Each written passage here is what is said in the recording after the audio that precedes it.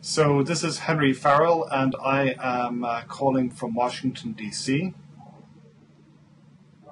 And I'm Yanis Varoufakis, reporting from Athens, where I suspect the weather is somewhat nicer than Washington, D.C., where it is currently pretty grey and miserable. We have no deficit in terms of good weather here. But a deficit in terms of many other things. So maybe if you can tell me a little bit about what is happening in Athens at the moment. There is and I should perhaps begin by saying that this is the second time we've attempted to record this dialogue.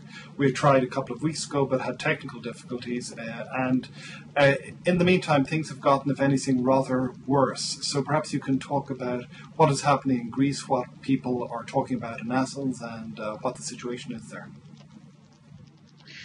Well, the situation on the ground here in Athens is oscillating between anger and depression. It's a bit like a society in a stint of manic depression. Depression is overwhelming, and it's punctuated by spats of anger.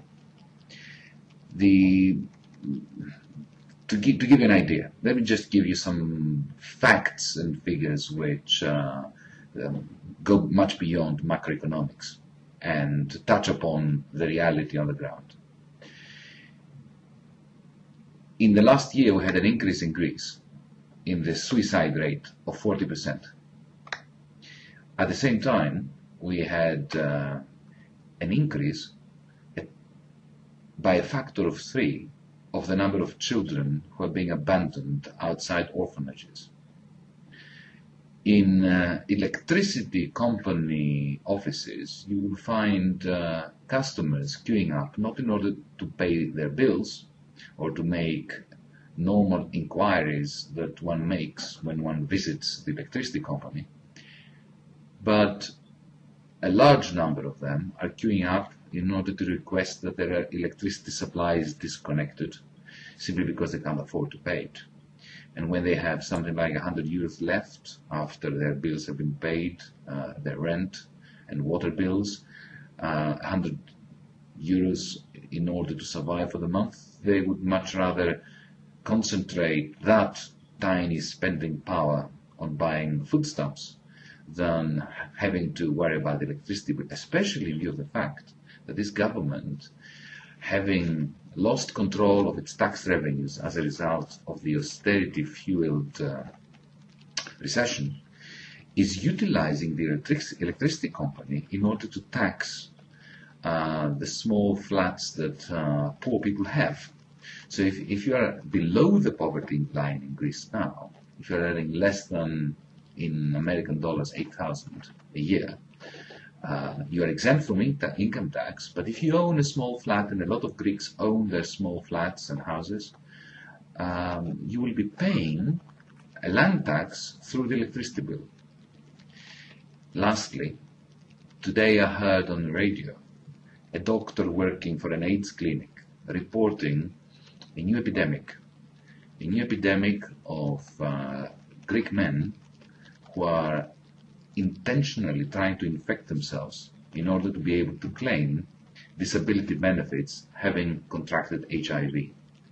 These are just some bleak statistics, not statistics so much, but news that I'm bringing to you from Athens, because it's so easy to lose sight of reality when you look at macroeconomic statistics.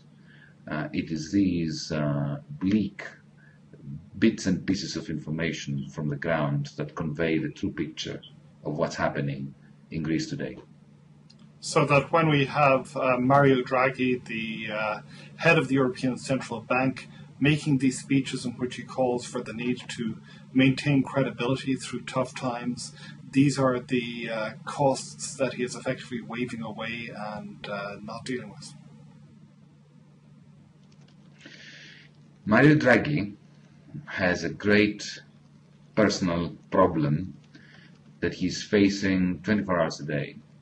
He's the head of the European Central Bank, which is the successor of the Bundesbank. And he's Italian. And he needs to prove to the Germans that he's more German than they are. So when you hear Mario Draghi referring to a credibility issue, effectively, what you should read behind the lines, in between the lines, is that he's referring to his own Germanic credibility as an Italian. Oh, this is pretty depressing stuff. It's quite extraordinary the way that Europe has changed. I am originally from Ireland, and I do not know if you saw a few days ago a lot of controversy in Ireland because it turned out that the Irish budget plans, which had not been announced to the Irish Parliament, had not certainly been announced to the Irish public, had indeed been announced to the European Commission, which then shared them with the German Oversight Committee in the German Bundestag, the German House of Representatives, and had been leaked promptly by a member thereof, really demonstrating, I think, the ways in which economic policy is not being set in the national capitals of the countries which are under the strictures of these austerity regimes, but instead are being set elsewhere by actors who are democratically and politically quite removed from the real politics of what their decisions are leading to. Indeed, this crisis began as a crisis of the banking sector, then moved into the sovereign sector, then moved back into the banking sector, and in the end, we ended up with a new crisis, the crisis of European democracy. In Europe at the moment, and this is perhaps the worst aspect of it all, we have intentionally violated the Bostonian principle. It used to be the case that no taxation was fathomed without representation. Now in Europe, as a result of the panic that has permeated throughout the elites, throughout our leaderships, we have moved to exactly the opposite dictum: no representation for taxation. And taxation that is escalating, it is impinging upon the social economy, which is collapsing, and the more that state is becoming the enemy of both markets and electorates, the less control voters have over the budget, over the way in which the European Union is attempting to tackle this crisis. And so you have situations in both Italy and in Greece at the moment where the government is effectively being led by a technocrat, somebody who you might almost see as a quasi-viceroy, if you know that word, somebody who is important and whose political credibility comes not so much from their national career in politics, but from their credibility with a group of outside actors, most particularly with the European Union and with the IMF. So that we have these technocratic governments. So maybe if you can talk a little bit about the technocratic government in Greece, what's happening with it, and in particular the relationship that it has with the New Democracy Party, some of the complex political battles that have been going on in Athens, and also between Athens and the European Commission over this. It is ironic that Athens is the birthplace of Plato, who was a well-known opponent of democracy and a well-known advocate of rule by experts, by philosopher kings, by people who have learned the trade of governing through some kind of professional medium. Now, for many years, decades, even centuries, Plato had lost out, but now he seems to be winning, in the sense that the intensity of the crisis has led even a majority of the people here in Greece, here in Italy, judging by opinion polls, to acquiesce, not happily, but acquiesce nevertheless to the idea that they're going to be ruled by technocrats, by experts, hopefully in order to find a way of managing the fiscal policy of countries that are fiscally stricken. Now, the tragedy of both the Italian and the Greek populations is that our economies are not going to be revived through this particular technocratic plan. Now, if we wanted to build a bridge, of course we should want technocrats to do it. It would be senseless to allow democracy to rule over the design of a bridge and its building. You need civil engineers, architects, and so on to do it. Now, the problem with having technocrats in government during a time of crisis, trying to deal with this crisis, is twofold. Firstly, these technocrats are the very same people who implemented the policies that led us to the mire that we find ourselves in. Let me remind you that Mr. Lukas Papadimos, the Greek Prime Minister at the moment, was a vice president, a deputy president of the European Central Bank until last year, under Mr. Trichet, who was the president of the ECB. So Mr. Trichet and Mr. Papadimos together were the leaders of the European Central Bank, which is going to go down in history as the most idiotic leadership in the history of central banking. Let me remind you that in July of 2008, a few short months before Lehman Brothers went belly up and Wall Street imploded, with the consequences we all know, the European Central Bank, under the leadership of these two great men, increased interest rates. Now, in a decent society, that should be punishable by, at the very least, ridicule. Instead, Mr. Papadimos is being presented as a technocrat who's going to solve the problems. Mind you, in the United States you had that. You had Larry Summers and Tim Geithner, together with Rubin, presiding over the quite criminal liberalization of the financial sector in the United States in the 1990s, and who was brought back by President Obama in order to sort out the mess? Well, the very same men. So there is a pattern there. Now, in Italy, Mario Monti, the Prime Minister, has been responsible, while in the European Union, for competition policy and for all the deregulatory moves, both in the financial sector and in the real economy sector, which have brought us to where we are. At the very least, I have to say that there is one wrinkle that makes matters much worse here in Greece compared to the Italian government. The Italian government comprises just technocrats. Here in Greece, we don't have a technocratic government. We have a technocratic, in inverted commas, prime minister in the form of Mr. Papadimos. But unfortunately, we have ministers from the three parties, the three large parties, the Socialist Party, the Conservative Democracy Party, but also, and this is where I think that every decent man and woman around the world should beware and should be extremely worried. The third party which is participating in this technocratic government in Greece is a neo-fascist party. What did 1929 teach us? That a debt crisis that begins as a Wall Street crisis and then is allowed to spread and to infect the real economy, destroys the common currency. It was the gold standard then. It is the euro now. And the second thing it does, it creates the circumstances for the serpent's egg to hatch. It is hatching in Greece. Yes. So we're seeing, so this is in a certain sense, the Gideon Rachman, I don't know if you saw, had a article in the Financial Times some days ago, which I disagreed with, which basically said, well, the technocrats were the only alternative that we saw to real political instability and to people on the extremes gaining power. But in fact, what you seem to be suggesting is that in this not only in this purportedly technocratic government in Greece do we see the direct participation of a neo-fascist party, but that the implementation of technocracy in and of itself is preparing the ground and sowing these dragon's teeth, which are going to turn into some very, very nasty forces indeed, should they come to fruition. Yes, I agree. And I think that Gideon's article in the Financial Times was quite apt.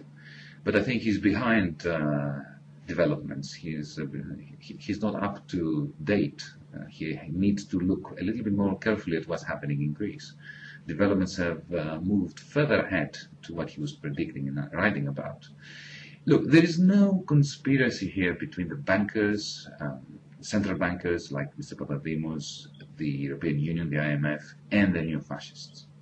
What there is, I think, is a panic which is permeating throughout the top echelons of the European Union and the IMF, which leads them to the conclusion that they need somebody, some member of their own elite, some technocrat that has worked for the IMF, has worked for Goldman Sachs, has worked for the ECB, or more likely for more than one of those organizations. And at the same time, then they worry that they will have no political legitimacy in carrying out policies through those persons. The crisis, recession, austerity, unemployment, causes the social fabric to start unraveling. And while the social fabric is unraveling, the worst aspects of humanity rise up, while decent human beings privatize their fears and their dreams, stain their homes and lick their wounds. And it is these serpents that rise up and are hurt more than anybody else. In that climate, what happened in Greece can be explained very simply as an attempt, on the one hand, to have a technocrat, somebody who has worked for the ECB, in Italy, somebody who has worked for Goldman Sachs, to run the show while trying to placate the more boisterous part of the electorate by letting them into the government. It is not that Mr. Papademos particularly wanted neo-fascists in his government, but it was a price that he thought was worth paying for not having them outside the government. But let me remind you that in the 1920s and 1930s, this is precisely how the serpent's egg was hatched in Germany, in Italy, in Hungary, in Greece, because we all had fascist governments in the 1930s, some before the 1930s. The decent, liberal, bourgeois heads of state like Hindenburg allowed the neo-fascists in order to civilize them through sharing power with them. But of course we know very well that the best laid plans of these bourgeois liberals came to a very nasty end. Well, we are seeing various discussions happening at the cross-national level, at the European Union level as well. When we talked a few weeks ago in the dialogue, which unfortunately never appeared, we talked a lot about how it was that these various proposals, which seemed to be created one after another, always a few weeks behind the curve, none of them had really, so none of them was going to work, and in fact, we were seeing faster and faster destabilization. And while you weren't able to predict at that stage how long it would be before the next destabilization, we were talking just after the EU had come out with its most recent plan. It turned out to be, I think, that it had a half-life of, I think, maybe 48 hours, 72 hours before it began to collapse again. So is there any possibility out there for a more robust response, which at least could limit some of this profound economic and political, and I think the political is absolutely key here. This is something that does not get enough attention in the United States. Any way to limit the economic and political damage that might emerge from EU reforms of one sort or another? Well, I wouldn't want to rule out the possibility, because hope is the last assets that we should forfeit. The likelihood doesn't seem to me great. I hope I'm wrong. There is no doubt that the minds of our political leaders in Europe have been concentrated by what has happened after the 26th, 27th of October European Union agreement in their summit, their last summit. Now, what is going to result from that concentrated mind, of course, is neither here nor there, because let's face it, their mind has been concentrated by the evolution of this crisis in the past, and nothing much came of it. A most recent development was a couple of days ago when the European Commission leaked a document they called the Green Book, in which a proposal, quite sensible proposal for Eurobonds, is being tabled by the European Commission under the presidency of Mr. Barroso, the President of the European Commission. Now that may seem like good news, because at long last, there is some evidence of intellectual life from Brussels. On the other hand, when I read those proposals more carefully, firstly, they are half-baked, and they are authored in such a way that opponents of Eurobonds would find a great deal of ammunition inside the document in order to attack the authors of that Green Book. Secondly, and I think that's much more significant, in the last year or so, there's been a shift in the epicenter of power within the European Union. It used to be the case that the Commission played a very active role in shaping policy in the European Union. But ever since the crisis started escalating, about a year and a half ago, Berlin and Paris took over. And Mr. Sarkozy, the French president, and Mrs. Merkel, the German chancellor, would pick up the phone, talk to one another, come to some agreement, usually one that would be dictated by Mrs. Merkel, and then they would gather the rest of the European leaders and announce to them what was going on. So the European Commission, which was used to be central in policy making, design and planning, was cut out. So Mr. Barroso now, this is a real tragedy, is utilizing an excellent concept, Eurobonds, presenting a green paper, a green book on it, in order effectively to put his hand up and say, guys, I'm here too. And my fear is that the Paris and Berlin governments, who do not want to deal with Brussels anymore, they want to decide policy between themselves, will reject the proposals by Brussels simply because they do not want to have to deal with Brussels. So this is a comedy of errors. We have a situation where the ancient Greek notion of physigoria, which simply meant that an opinion, a view, a proposal should be judged on its merits and not on the basis of who advocated it and or how well it was presented in terms of rhetoric and skills, that notion has gone. Now, if you're a Greek economist or an Italian economist, you are dismissed before you open your mouth. And we are reaching the point where the government of Europe, in inverted commas, the European Commission, is also becoming largely irrelevant. And it has to resort to saying sensible things which are then dismissed simply because they were uttered by the European Commission. Well, let me, and this is a somewhat unusual role for me because I'm usually as pessimistic as you are, but let me offer a slightly more qualified, optimistic version of this. First of all, I think you're absolutely right about the way in which the German and the French governments have really driven the show, and you could even say just the German government.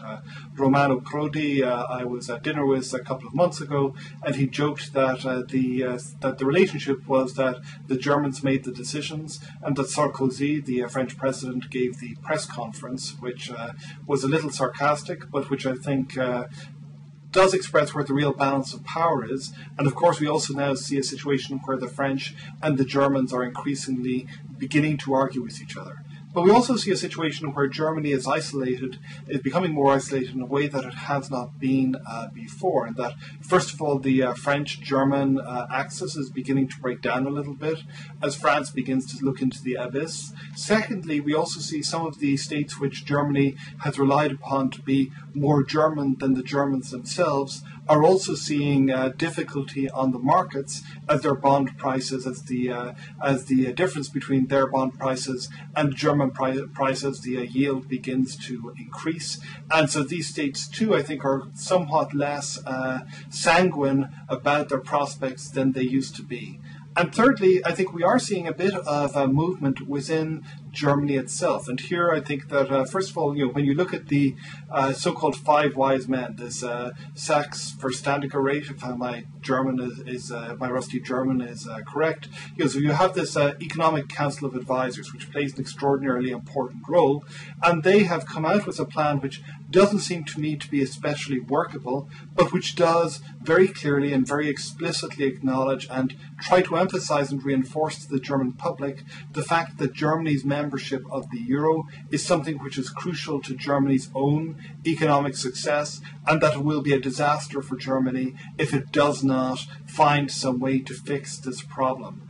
And in addition to that, you see people within the German government. I think Schäuble here is, a very interesting person, the German Foreign Secretary, who is on the one hand has been pushing the austerity line very, very strongly, but on the other hand has also been pushing the line that we need to see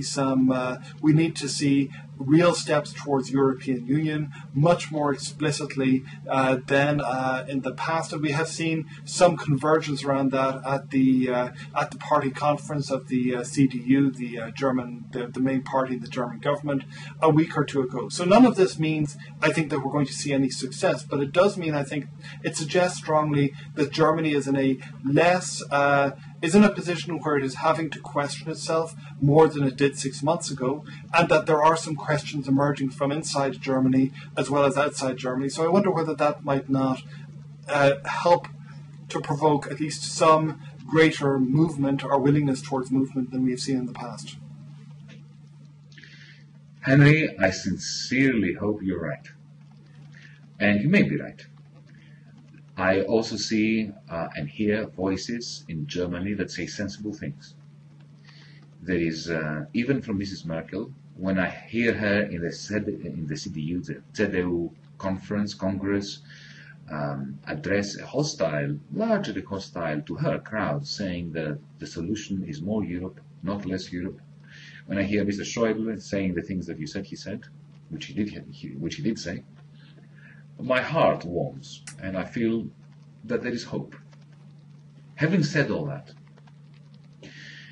my great worry is that while it is true that there is no such thing as the German view, and Germany is torn apart by opposing views that now have polarized between those who have conceded the need for a fiscal union, and those who are arguing that a fiscal union is neither feasible nor desirable, and therefore Germany must return to the Deutschmark. This is the polarization now.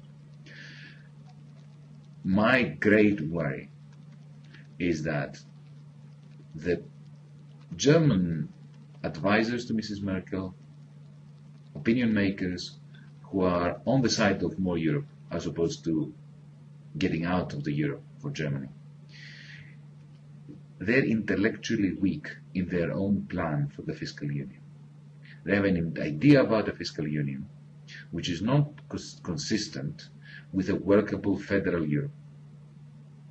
And they know that, and their opponents know that. So they are not, they appeal to the industrialists in Germany and to the common folk, who firstly don't want to see the European Union break up for good political, ideological, emotional, sentimental reasons, and also because a breakup would mean that German exports would be in jeopardy as a result of the revaluation of a new Deutschmark. But having said that, while there is no plan in place that is convincing about how this fiscal union would come about in the space of time which is available to Europe before the euro collapses, and then there is nothing to federate except smoldering ashes, the powers that are pushing for the reconstitution of the Deutschmark are getting stronger and stronger. And let me give you a piece of evidence here. Up until very recently, you had the financiers who were quite happy with the idea of the new Deutschmark, because, let's face it, the German banks are insolvent like the French banks are. And they want to recapitalize themselves, but without using public money, because they don't want to lose control of their banks. So for them, a new Deutschmark would be a godsend, because the creation of a Deutschmark would spearhead a tsunami of foreign capital flowing into Germany, into their banks, and effectively helping the German banks refloat themselves without public money. So usually the financiers were quite happy with the idea of allowing the euro to break up and the Deutschmark to be reborn. It was the industrialists and the exporters who were trying to trump this position and to warn Mrs. Merkel not to go down that road, because the euro is extremely important. It's an essential aspect of the German model, which is based on aggressive net exports. Recently, I heard with my own ears the head of the German Exporters Association being interviewed on Deutsche Welle, in which he said that he confirmed the view that I put to you, that exporters up until now have been staunch supporters of the euro project. But he conceded that the way that the euro system is unraveling means that we are probably beyond the point of no return regarding saving the euro. And when he was asked by the journalist, the interviewer, so how could German exporters be saved from a calamity, the calamity that would happen if the Deutschmark was reconstituted and revalued and German exports became extremely expensive in China and in the rest of the Eurozone? He turned around and he said, well, the Swiss Central Bank has given us a good idea of how to do it. It has pegged the Swiss franc to the euro at 1.2, and it will do everything it takes. That is, it will conduct open market operations to the extreme in order to preserve it. Well, the Bundesbank could do the same thing with the Deutschmark. Now, I don't think the Bundesbank could ever do that it could stem the revaluation of a new Deutschmark, given the huge capital inflow that will happen. But that is not the point. The point is that you can see that even the staunchest of supporters of the euro project in Germany are now turning to Plan B. Plan B being, what would they do in order to save their exporting companies, factories, industry sectors when the euro collapses and the Deutschmark comes in. So I hope you're right, but I fear you're wrong. Okay, well, I think that the fact that these plans, as you say, are not particularly realistic may, and I'm slightly more optimistic than you, but not extraordinarily more optimistic than you. But the fact that these plans are unrealistic may cause second thoughts and reevaluation again. But what I'd like to turn to is you have an argument as to how you think that this could be resolved. You have a what I guess following Jonathan Swift, a modest proposal as to how to deal with the crisis. So maybe if you could talk a little bit about that. Okay. Firstly, it's a wholly immodest proposal in the sense that what it proposes would change the face of the Eurozone. But it is modest in one sense. I think that it is important to treat the problem that we have as a problem of what we call in economics constraint optimization. We have to accept the constraints we're facing, whether we like them or not, and try to optimize within them. And this is why this is a modest proposal, because it takes constraints that are givens and cannot really change very easily or at all, and then tries to ask the question within those constraints: how can we save the euro? How can we save Europe as an idea, as a currency, as a union? So what are the constraints? Let me just list what the constraints are. Firstly, we cannot create a new institution in Europe, because that requires a treaty change, and a treaty change requires 27 parliaments to approve it, and it will never happen before the crisis kills the euro. Okay, so we need to use the institutions we have, and we have to use them in a way which is consistent with existing treaties, even if we think those treaties are idiotic. The second constraint, which is one imposed by Germany, a sentiment that permeates through Germany, is the constraint that the ECB, the European Central Bank, cannot monetize the debt. It will not be allowed to print enough money, to put it bluntly and in a vulgar manner, in order to sort out the debt crisis. So with these two basic constraints in place, How can we deal with the situation? Well, the first thing we need to do concerns the banking sector. The banking sector is fragmented in Europe. Imagine what would have happened in 2008 if there was a great crisis as there was in the United States, and the state of New York had to salvage Wall Street, and the state of Nevada had to salvage the Nevada-Las Vegas banks. Well, both the state of Nevada and the state of New York, together with the banks, would have sunk without a trace. So we need to seize this idiocy of having national governments being responsible for the supervision and capitalization of the national banks, because they are not really national banks, they're international banks. And let's face it, the banking sector of France is almost 3 times the size of the French economy. So that cannot happen, especially when it comes to recapitalizing them forcefully because they're insolvent and zombie banks. The nation states are simply not strong enough to come to terms with the power, with the discursive and political power of the bankers. So, to sum up the first thing we need to do, we need to turn the EFSF, the European Financial Stability Facility, from a bailout fund to a Euro-TARP and a supervisory body which aggressively recapitalizes the banks on a compulsory basis and then conducts proper stress tests to find out what capital they need, gives them that capital, and once they are cleansed, in 6 months, 16 months, it doesn't matter exactly when, though that equity is resold to the private sector, and the cleansing of the banking sector will have cost the European taxpayer nothing. So that's step number 1. There are 2 more steps. Step number 2 concerns sovereign debt, public debt, because the EFSF was created in order to deal with that.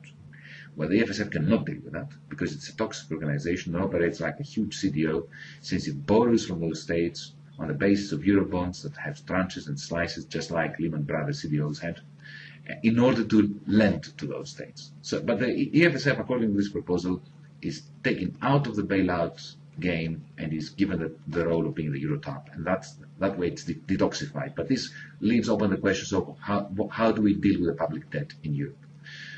Our suggestion here is extremely simple. We accept the constraint that the ECB, because of German sensibilities and sensitivities, is not going to be allowed to monetize the debt, to print money.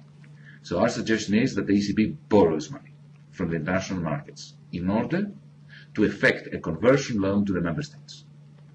The ECB issues its own bonds, ECB bonds, which are backed only by the ECB, not by Germany, not by Holland, not by the AAA countries. In effect, the ECB is going to take on its shoulders the task of servicing a large part of, not all of it, but a large part of the sovereign debt of each member state at once, not the one that is fiscally stricken today, not Italy, not Spain, but of every Euro member state. Service it, not buy it, service it. So when the some issue of Italian bonds matures, then the ECB pays for them. How? By borrowing in the international markets, by issuing its own bonds. At the same time that it has serviced the Italian debt through its own ECB bond issue, at that very precise moment, the ECB opens a debit account for Italy, in which Italy is called upon to make steady yearly repayments for 20 years if the ECB bonds have a 20-year maturity. So it is the Italians who repay the ECB issued bonds, not the ECB itself. The ECB is a go-between.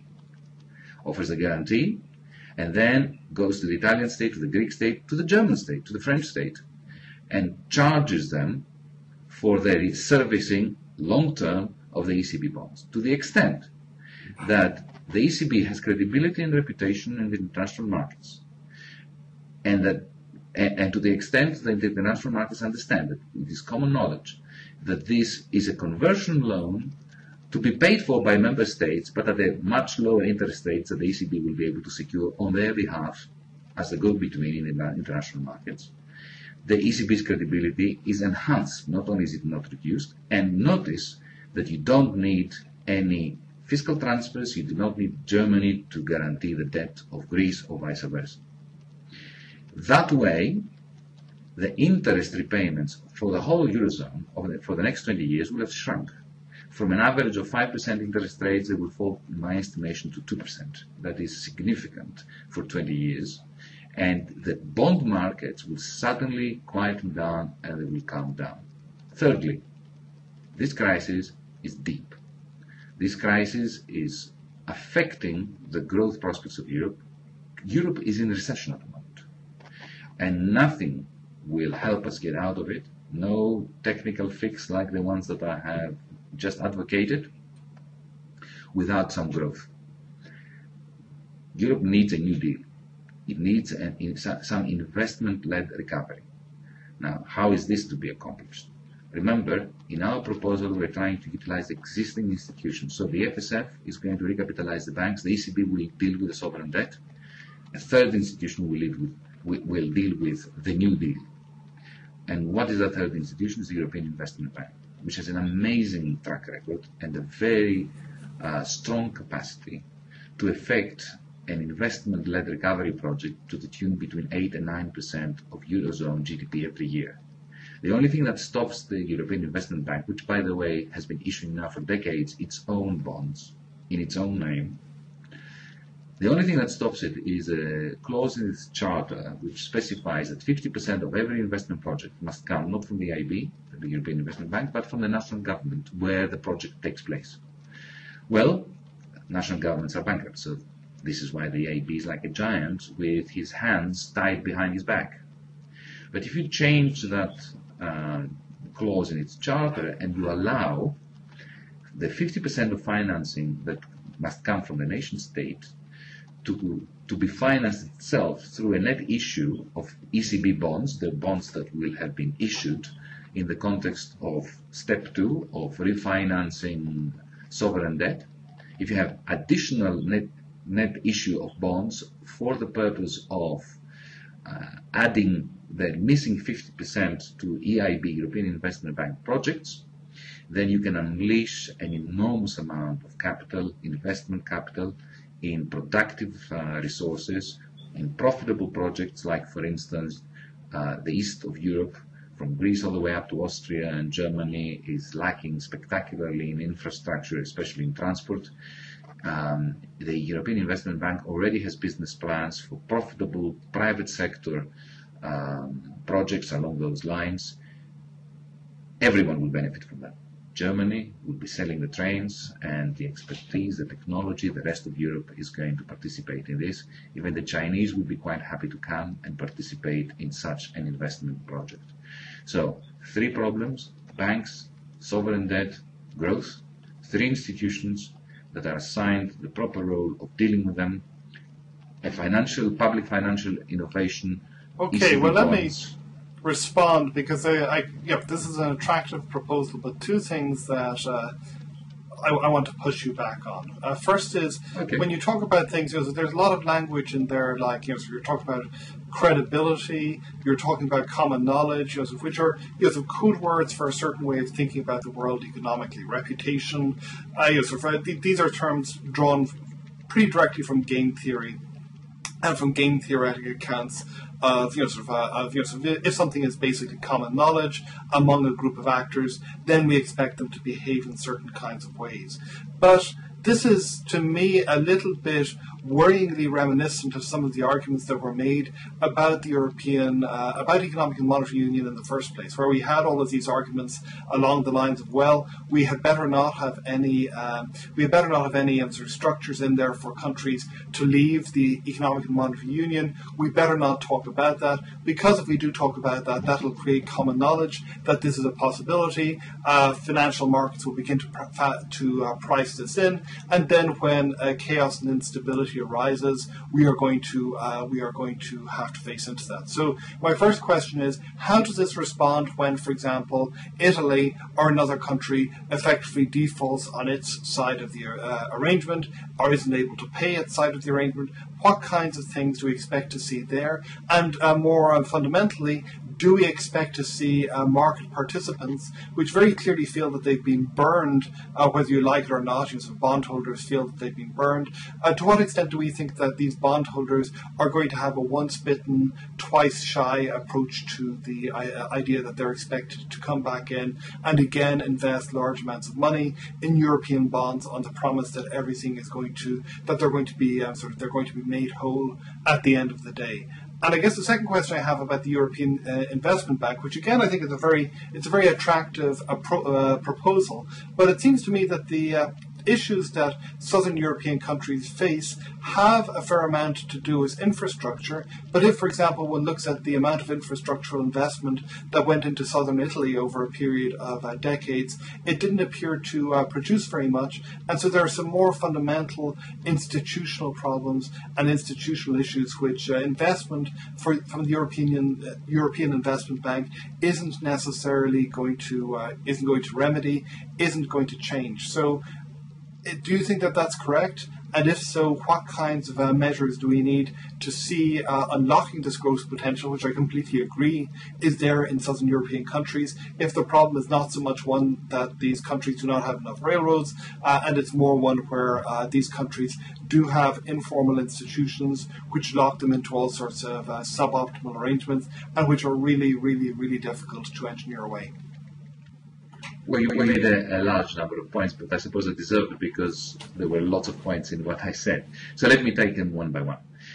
The first question about the language that I use, which is true, it sounds quite game theoretical and economic, and one should always beware when these terms of reputation and credibility are bandied about, because usually what we economists do is we give definitions to things that everybody understood in a manner that no one can penetrate what we actually mean when we use those definitions. Let me answer, however, the question as to credibility. Credibility understood not in game theoretic terms, but in terms that everybody has access to. Let's face it, a currency has to be credible. The only reason why you accept to use a $10 bill is because it has credibility, it has a reputation. You can bank on it. You can bank on the fact that somebody is going to accept it once you have accepted it. Now, what makes the system that I described, whereby the ECB is a go-between member states and money markets, what makes that credible? Why should bond buyers buy ECB bonds? That's effectively the question. Yes.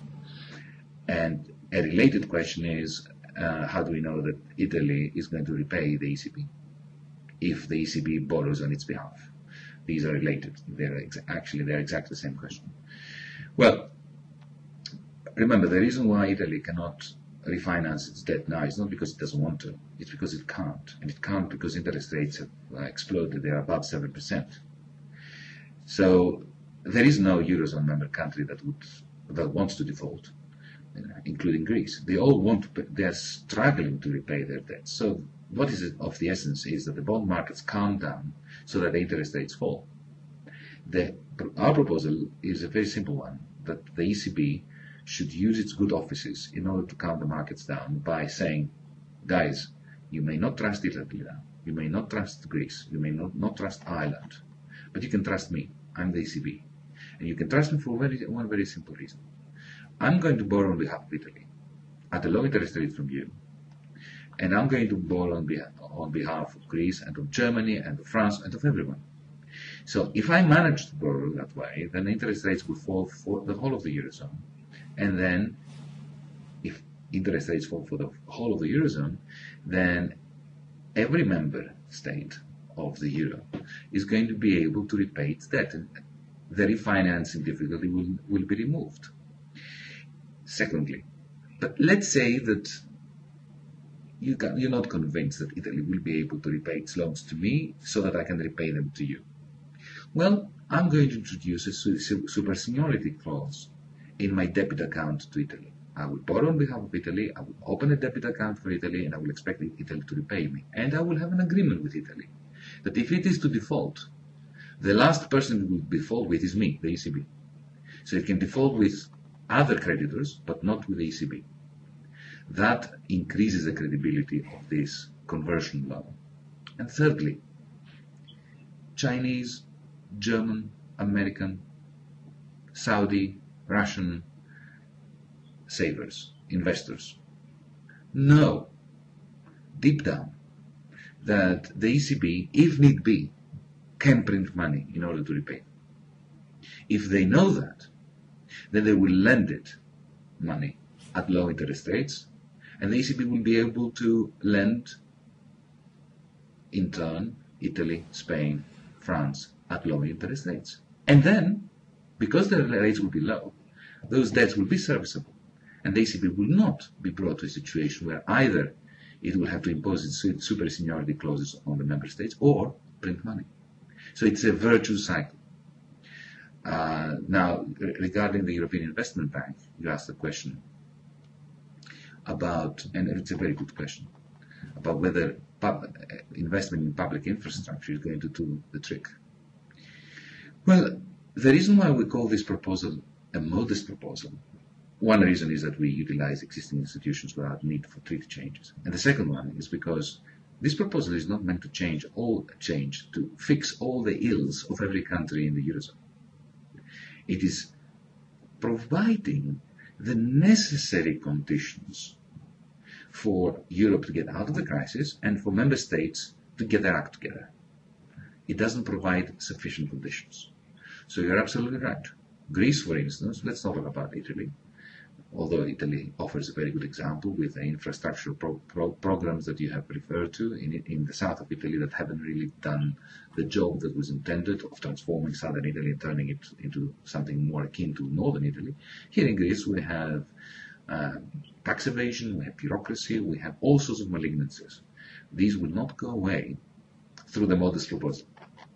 What the modest proposal will do is will give Europe a chance, a second bite at the cherry, an opportunity not to dissolve itself, not to self-destruct, an opportunity to start afresh, and then each member state can seriously look at itself in the mirror and try to correct the institutional problems. Let me, however, make one final point about the European Investment Bank. Now, the projects in Southern Europe, in Italy, in Greece, that have been spectacular failures, even though quite a lot of money was invested in them, in infrastructure, because there was corruption, because the motorways cost 3 times, 5 times as much as relevant equivalent motorways cost to build in mountainous Switzerland. That is true about European funding of infrastructure that went through the national governments. Our proposal is very strict on this. I do not want to see any European money being channeled through my government or through the Italian government. But European Investment Bank projects have been, for the last 10 years at least, free of corruption and very successful in firstly being cost effective, secondly being profitable, and thirdly attracting, creating, operating as an incubator for local development. This is why I think that it is important to get Brussels out of the equation, get the national governments out of the equation, and bring the European Investment Bank into play. Okay, well, I think we should probably leave it at this stage, but let me say that the original modest proposal was by Jonathan Swift, which was a solution to the problem of Irish famines, which involved, and Irish economic underdevelopment, which involved raising children for the meat trade.